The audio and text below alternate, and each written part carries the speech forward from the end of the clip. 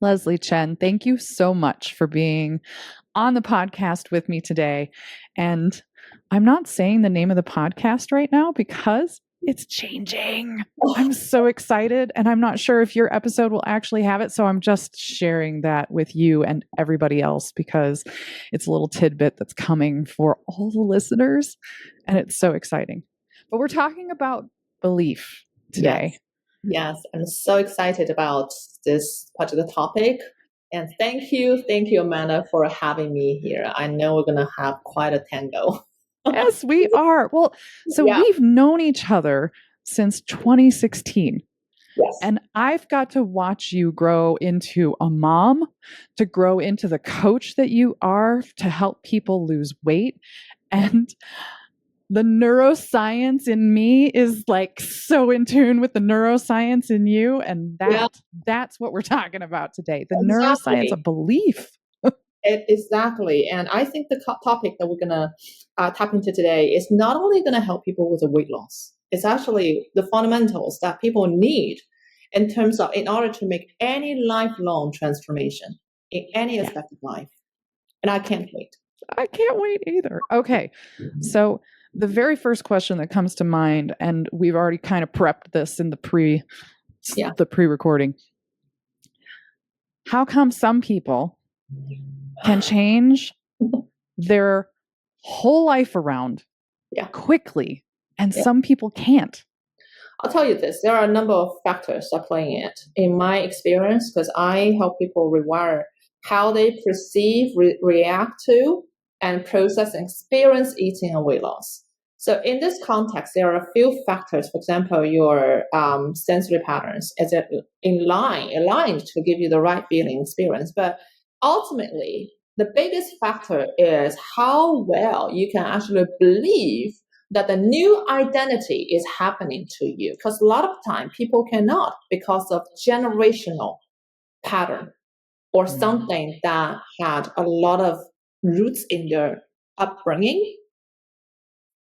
I'm gonna let you ask me questions. I'm just gonna because I'm like. So, is a change in belief environmental or is it hereditary? Is that which one of those two things has the biggest play in changing the belief? You have really tapped into the core here. Love right away. Okay. So in my experience, it can be both. But how I help, there are plenty of avenues that can help people rewire how they look at things. But one of the avenues that I use is shifting your experience, because your belief cannot change if your actual experience doesn't. So we talked a little about hypnosis, about affirmation, all different types of techniques to use, but how come somebody is not really seeing the transformation? It's because however they do it, as hypnosis, for example, you do it, you're good for a week. But hey, your 3D reality hasn't really changed. And your brain is just going to fight the new belief that you're trying to implement, simply because this is neuroscience. Our brain is after consistency. Our brain is after consistency. Let me explain it. I'm going to say, quote unquote, we're animals after consistency, human beings.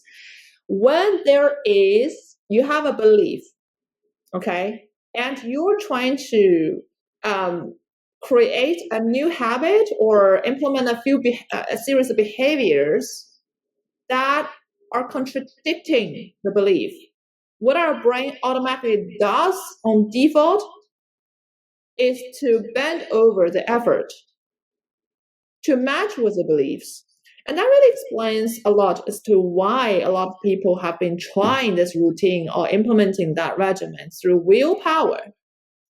Whether this is about changing your relationship with food or about changing your relationship with somebody else or how you look at yourself. But hey, the belief is the ultimate sponsor of the experience, all the the activities, the emotional journey, and the behavior pattern. So yeah, that boils down to that takes it back to the original statement. What is enabling somebody to see the life changes so quickly versus someone not, is because the belief has never been shifted. So it's not hereditary, it's not environment, it's both. Yeah. It's how well you can cultivate experience. That carries out a different belief.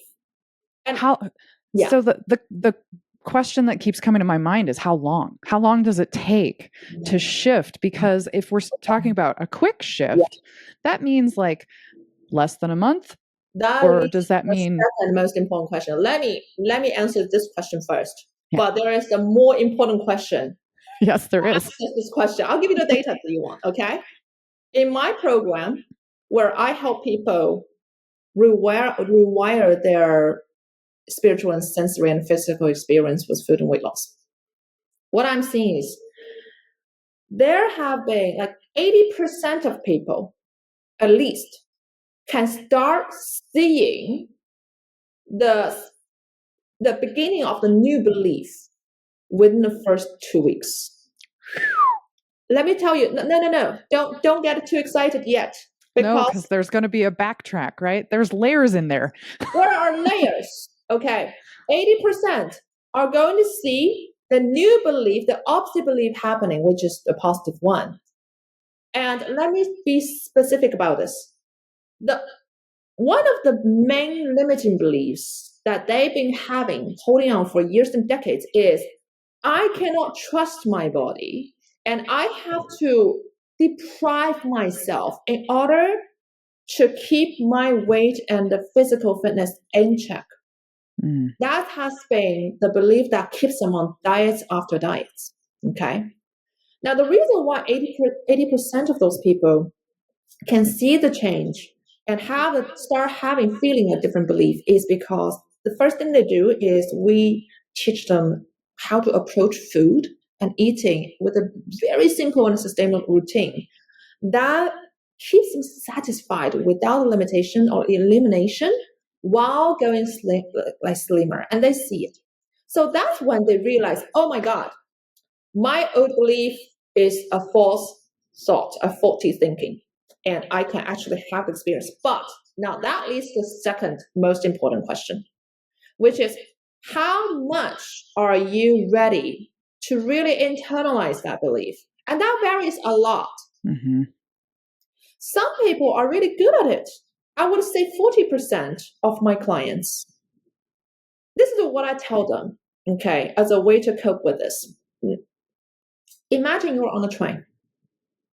When you're on the right train to home, to your destination, you don't need to do the manual work of mechanically walking in the train, hoping to get there faster. Your train is driving you there.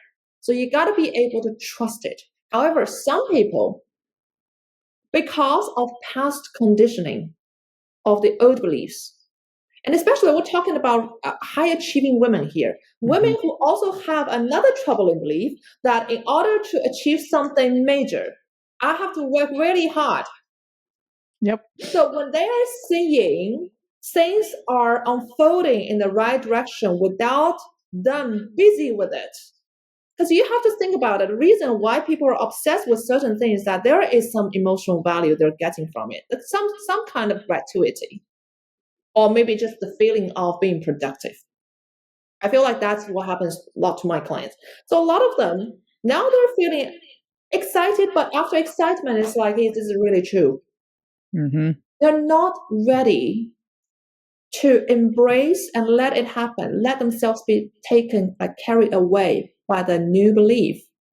And if at this time they can remind themselves that I'm on a train, I don't need to walk, they can just keep stay in that trance. But somehow, if they fight themselves really hard, then we're going to have back and forth coaching conversations to bring them back. on track. So it really depends on the person. 40% of people can jump on board with a belief. With belief. Well, because think about it. It has to do with what kind of experience they are in. If they are seeing a lot of data, and when I say data, I'm talking about, that's my byword for events in a 3D experience. Yep. That, oh, I am going to this party, and during the party, I was able to feel detachment and neutrality in front of the chocolate ice cream, which used to be tempting me every single time. They see that happening, which is experience they haven't had for a while. They see themselves wanting the better kind of food versus the junk food anymore, because you know what? Taste buds are highly trainable. Okay, those patterns are highly trainable. A lot of the things are really just learned skills. Your sensory patterns, how you're feeling hunger versus satiety or fullness. These are all trainable. So you're accumulating a whole bunch of data. It's just like some kind of like AI or machine learning. You're feeding yourself, your brain, this faculty here, with a whole bunch of data that shows you, oh, yes, I can do this. I'm actually experiencing the positive changes that fosters the new beliefs. It will be much, much easier. When I say 40% of those people can jump on board, it's because we continuously nurture and enable and expand the reservoir of data that lead them to the positive perception. And what is really determining your belief? What people say, I ask people a lot, what do you think is determining your belief, your perceptions? And people say experience. I say, no, not your experience. It's your memory. Well, very different. Because a lot of your experiences are not logged in or stored as your immediate memory that is ready for you to use. Especially our brain is highly distorted when it comes to registering data. If something that's negative happening to you, you're going to remember it. There have been some studies showing that 3 times more than the positive events. Okay, so think about it. If you think about it, if it is right 3 times more, that means naturally, if that data, if that number really stands, that means that 75% of what you've remembered about yourself, your experiences, are working against you. And this is why I have women who are so achieved, so brilliant, and they have everything they want in life. They come to me saying that I feel bad about myself. I'm like, you have to go back into the data, because in order to change the belief, you're going to have to go back to the data and, rebalance the data. We're not talking about creating fake ones. We don't, but there has to be a mechanism that we use to shift what you remember about, maybe it's yourself, it's about your reaction about certain circumstances, so that your belief can actually move. Now, when your belief moves, you know why this is so important? When you're ready to embrace the new belief, it is a belief / your expectation that creates your future experience. I want to dive deeper into this part. So do I.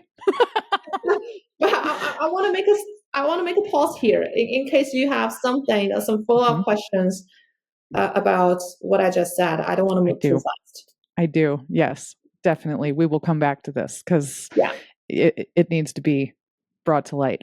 So if 40% are successful at moving forward in their beliefs easily, the other 60%, they will see repercussion. We will see the being some change, some shackled experiences because of the past belief, because it also takes time for the past belief to die. And this is something Dr. Joe Dispenza has said, which I firmly agree with. Same. Your brain only has this limited amount of energy. Now we're talking about how the brain functions, right? So this is the mechanism of it. It only has this limited energy budget to operate everything that it needs to operate. Your old belief, if you think about what it is, it's really just the source I kept thinking, but really what it is in the anatomy of the brain is a neural pathway. And a neural pathway takes energy. to sustain and to survive and to thrive. Okay? So when you think about the old belief, you keep in questioning it. What you're really doing, even though you're trying to fight or resist it, you're feeding energy to it because you are paying attention to it. Mm-hmm. Where your attention goes is where your energy goes. So a lot of time people are saying, now I try to not think about it. Okay, good. You're thinking about it. And then you're feeding it. Did you see that paradox? Yeah. But at the same time, how do you actually kill the old belief is by not messing with it, not giving attention. So this is what we see a continuous success within my clients. When if they are among the 60% of those who still feeling chained by the old beliefs and the way of thinking, the immediate remedy is to focus on the new beliefs and focus on amassing, collecting data and evidences that points them to the new beliefs so well. It's such a rigorous matter that they don't have mental space to focus on the old belief. So basically, it's just like when you're gardening, you have 2 plants. You want to kill that one, but it's so hard to kill because it's huge, right? It's going to take some time, but if you don't feed it anything, it's going to start to die. So by focusing on the old beliefs and just throwing yourself into the circumstances that feels like a thriller movie, used to feel like a thriller movie to you, but now I'm talking about a party or family reunion, but you can actually walk through it with detachment and peace and contentment and not self-sabotage. You're constantly intrigued and inspired by the new data. And what I ask my students to do is to make sure that you're capturing those in writing, because again, let me remind you, there is a significant difference between memory and experiences. For something to become your memory, your experience is not going to directly shape your belief. It's a memory. It's the things that you took with you. By jogging it down, reliving it, you're actually registering those into your memory pool. And those are going to form the new interpretation and perception, which is going to give rise to new expectation, which is going to navigate, help you funnel. Okay, not even you trying, but help you funnel the new dimensional experience. So we're relying a little bit on motivation. Yeah. But the motivation here, if you can throw yourself out there and being okay to trust and be surprised by the new discoveries about yourself, you're always motivated. So even motivation here, the willpower, motivation, and the outcome, all of these are byproducts. All of these are outcomes, not the root cause. Yeah, I love that. Yeah. So if someone keeps on saying, well, I want to lose weight. It's all about weight loss for me. The way I'm going to feel better about myself is when I lose weight. That's the thing, is that they're focused on that negative. You're not gonna, if you cannot have self-worth right now, I mean, getting your scale number, the ideal scale number is not gonna find your self-worth, because here's the thing. When you keep telling yourself that I'm not worthy because I don't have certain number, what you're really telling yourself and telling your mind is that I'm not enough, right? You do that daily, probably a few times daily. And after months and years, that is going to be the thought and belief that sticks, because beliefs is just the thought they keep thinking about. Okay? Then let's say you do some extreme diets and you've got to the point of, let's say, 140 pounds, and you finally feel this is the number I want, but you've lost the ability to actually think positively about yourself. So this is what I tell my clients. If you want to train yourself to become the person who feels worthy about themselves, it starts now. It's not after you have lost those 50 pounds, let's say 12 months later, because at that time, even if the number, kind of is desirable, you're not going to feel good about yourself. That's another whole different layer, is when you deprive yourself and you get there, considering if you're doing some kind of diet, your experience will be very different. I'm talking about the everyday life that you're living is very different, because you keep thinking about how to not satisfy myself in order to get there. Even if you get there, your life experience is still on that trend.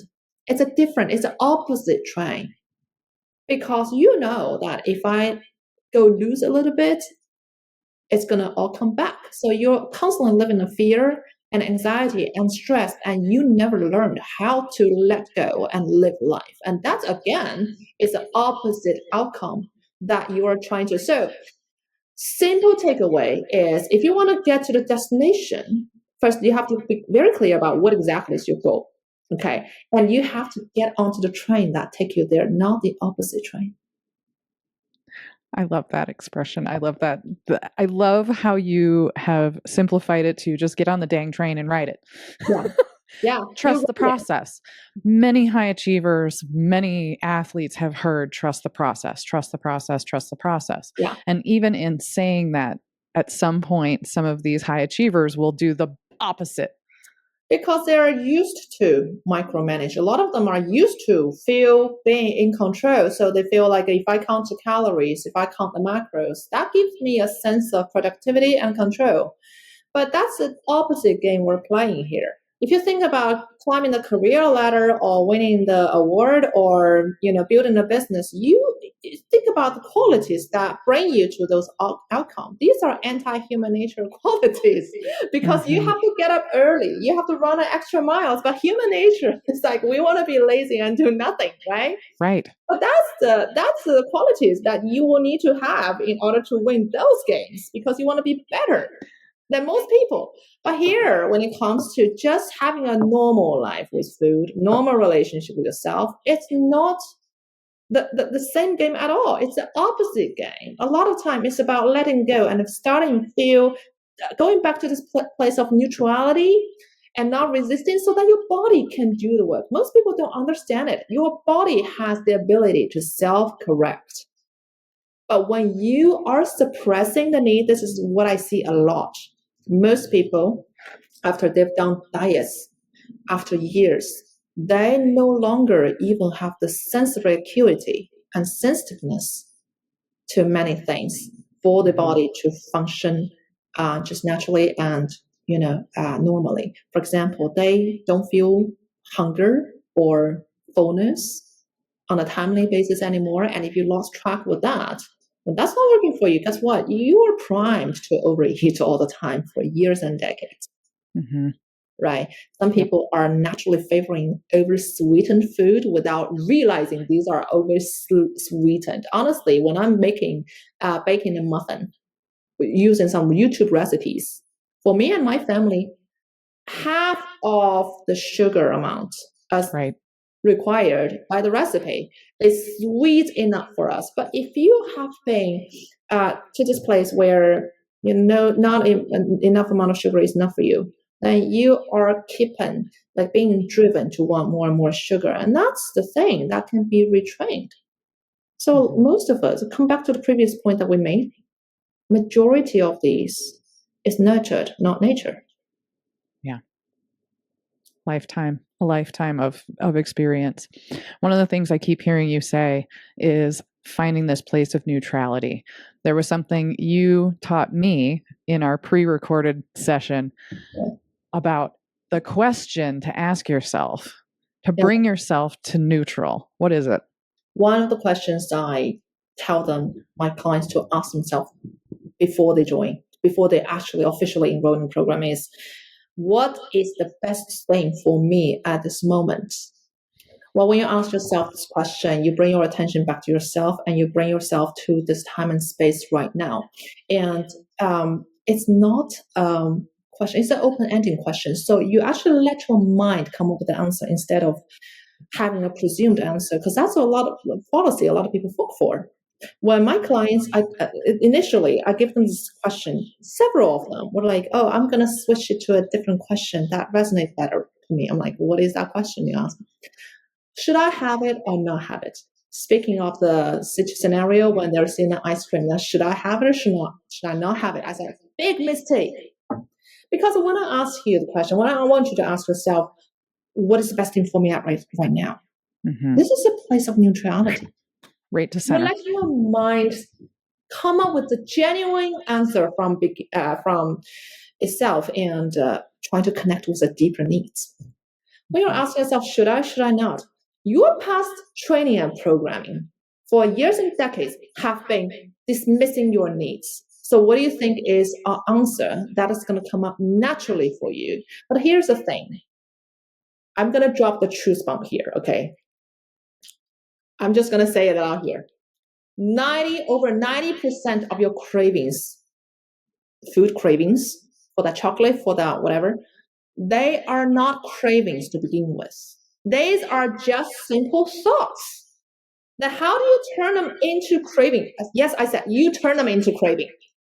By blindly, of course, because of past conditioning, thinking of them and labeling them silently in your mind as craving. And that triggers a whole bunch of mechanisms that grows it. Because when you resist it, it grows even bigger. So when you ask yourself, should I have it and should I not have it? You're not coming from a place of neutrality. You're basically funneling a very skewed answer because of the past tendencies, which is going to make the craving bigger than it has to be. And a lot of people feel like if I've done something wrong, and by them saying something wrong, they're really talking about eating that chocolate, which they think they shouldn't eat. Again, that's a big mistake. To think that they shouldn't. But when they think that, oh, I've done something wrong, their next immediate action is, I have to correct it. Without realizing that by correcting it, usually by having a diet or like fasting day afterwards, right? They're overcorrecting it. They're overcorrecting it. So let's say if like 10 days out of this whole year, just naming simple numbers, okay, you have been indulgent because of the festivals, the vacations, or whatever, and you feel like I have to correct those 10 days. What happens is that your next 5 days after one day is gonna be screwed up and distorted, right? Because now you're depriving yourself, sabotaging your time and your experience. So your entire experience is bad. But if you can just come back to the neutrality, you can easily release it, and you just remember, as long as I'm doing it 80% well, that's what dominates my outcome, not the 20% or the 10 days. You will stay on track. So another reason why neutrality is so important, especially if you're struggling with food addiction, which is also what I help people resolve, binge eating, for example. If you resist it, it's going to persist or grow even stronger. Yep. Right? Yep. Your ultimate goal is not fighting. It's not going into the war against your own needs. Your ultimate goal is detachment, meaning that you sit in front of this thing that used to make you reach it all the time, but you're not feeling the trigger. That's the ultimate goal. And I'm telling you this, neutrality is a precondition to detachment. If you cannot come to this place of neutrality, you're not going to have that kind of detachment. And that detachment is what leads you to freedom, peace, and the end of the self-sabotaging cycle, which is really the key to sustainable, long-lasting weight loss and fitness and wellness. So it all starts from neutrality. But if you overcorrect, thinking that you're just correcting a mistake, every single correction I've seen, okay, among my clients, they are overcorrecting it. It's not necessary. Leslie, wow. I'm thinking about my athletes going, oh yeah, they love to overcorrect. Yeah. And to bring them back to neutral is really hard because they're so hard on themselves. And it's that high performing, high achievement women. See, and that, yeah, exactly. That's where just bringing them back to neutral. Brilliant. You have to give them and facilitate for them the experience that going neutral is all that's needed for you to get to your goal. They initially, they can't believe it. They're so fearful about a neutral. Yeah. It's because they think I have to work harder. I have to manage it, right? Yes. Micromanage it even. I have to micromanage it. But when they have stepped into the experience and seeing neutrality actually brings results. And they keep reinforcing that by building the memory and the data we talked about. Or keep enhancing that belief. It all goes back to initially we talked about where does the belief come from? It's those memories. This is data. Yep. If you can reshape someone's memory, that's actually what I do rigorously with my clients. Is at the beginning, you come, you join it. Yes, you learn how to approach food, but as also on a parallel, what we're working on is reshaping your memory, reshuffling the data, so that you actually have a solid base, psychology front to work on, to actually allow the positive experience and thoughts and emotional state of being to happen. Yeah, that's brilliant and beautiful and exactly the path that you and I are on. Is reshaping people's memory, which is really, it just boils down to emotion, because a memory is tied mostly to emotion. The movie Inside Out should have given people plenty of information about that. Yeah. About emotion, there's another interesting insight that's also fully backed by science. Okay. People feel like, it's my thought that controls my emotion. And then emotion is going to funnel or deliver whatever experience they have, right? Oh, flip that over. It's half true. Your brain, I talked about the consistency, the brain's tendency to drive consistency between belief and effort earlier. And I said the effort can be easily bent over to match with belief. Now, there is another layer about consistency that our brain is driving. Hear me out. The brain drives thoughts, automatically manufactures thoughts that are consistent with your emotional state of being. So if you are in an anxiety kind of mode, that torrent is going to make sure that you get anxiety-fueling thoughts. So a lot of time people, what is that phrase in English? Sorry, non-native speaker here. Wagging the tail or something like, or the dog wags the tail, not the tail wags the dog. Yeah, something like that. Okay, thank you for helping out. So, people think that I have to shift my thoughts in order to have different emotional experience. I mean, that would be very hard. That would be very hard. Okay, because your brain is working against that. It wants to be in safety mode. Our brains are designed to stay in safety mode. There's a loophole. Ooh. If it is a thought, it will be very, very hard for your brain to sponsor and to keep. It is because now it's in the, let's say, negative emotional state of being. So your thought may not register. You're trying so hard to input the data, but the data is not staying in. But if this is a fact, okay, even if it is something that you think to be fact, doesn't matter. If it recognizes it as a fact, it cannot fight it because it knows it's a fact. It's a categorized, labeled as a fact. So if you want to shift your emotional state of being by changing your thoughts, I'm telling you, it's not going to be easy because of what I explained earlier. But if it is facts that illustrates and gaslights and lead you to a completely different perception or belief, it's much easier. So what you need to do in this circumstance is look honestly within and search within your memory. Again, memory, okay? Database. Imagine we're all machines. You go back into the database, the memory, and you find out the facts, genuine facts, truths that lead you to a different feeling. Then that's how you turn it.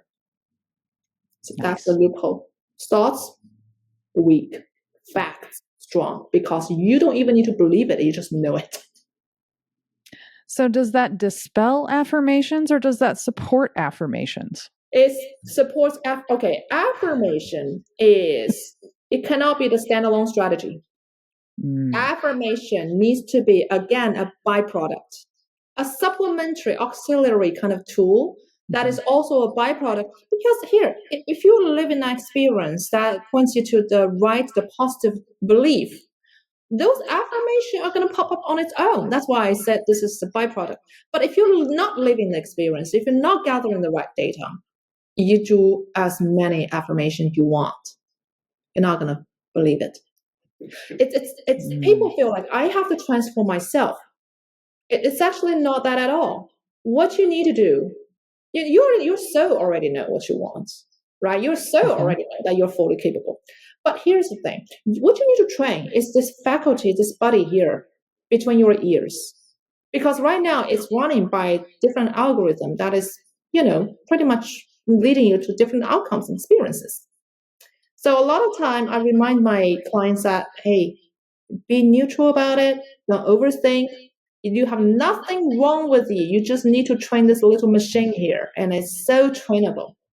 I tell you, in order to convert and transform your sense of satiety, I can get you there within 2 weeks, so that you will never ever have the problem of overeating. You naturally put your knife and fork down when you're full without thinking about it. Your taste buds, simple, a few weeks. It can all be retrained back to neutral. We're not overcorrecting. Neutral is good enough with the right strategy and structure.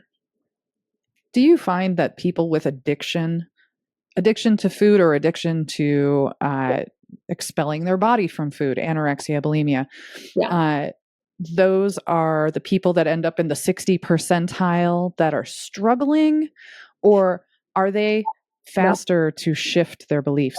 Okay, here's the thing. I've thought about it. This is a really good question. It doesn't matter how deeply troubled you are in a problem.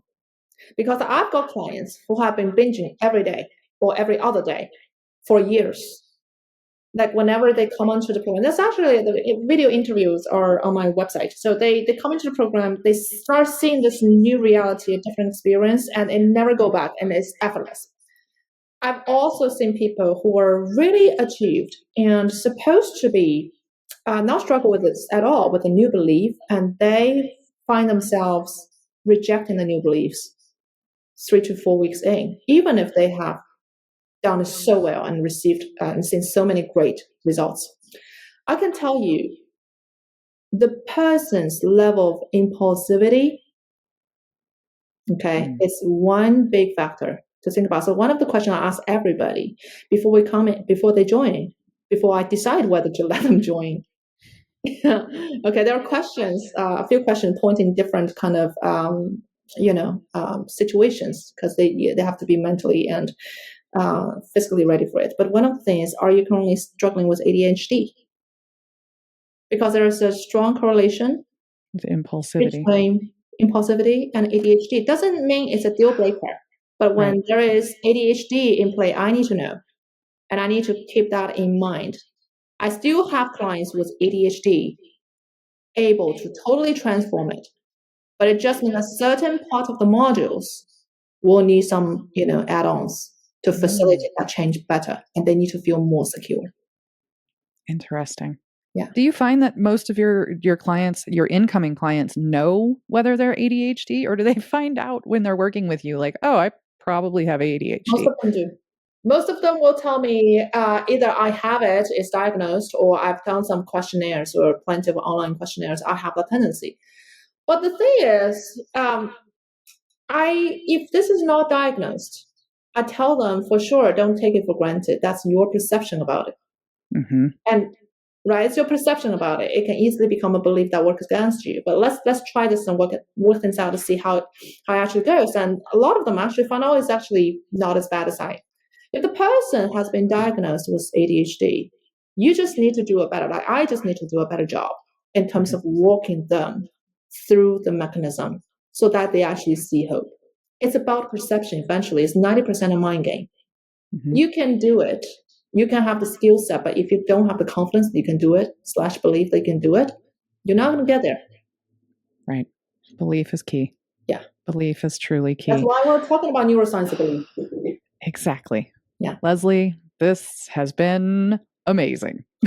I've been loving it. I've been loving it. And I'm more than happy to come back to continue the conversation. There's so much more to talk about. I want to talk about meditation, right? We talked about affirmations and we talked about hypnosis, very briefly about hypnosis, but meditation is another one I want to talk about. We need to talk about why, Yes. a big portion, a big percentage of what you're seeing right in front of you is not even true.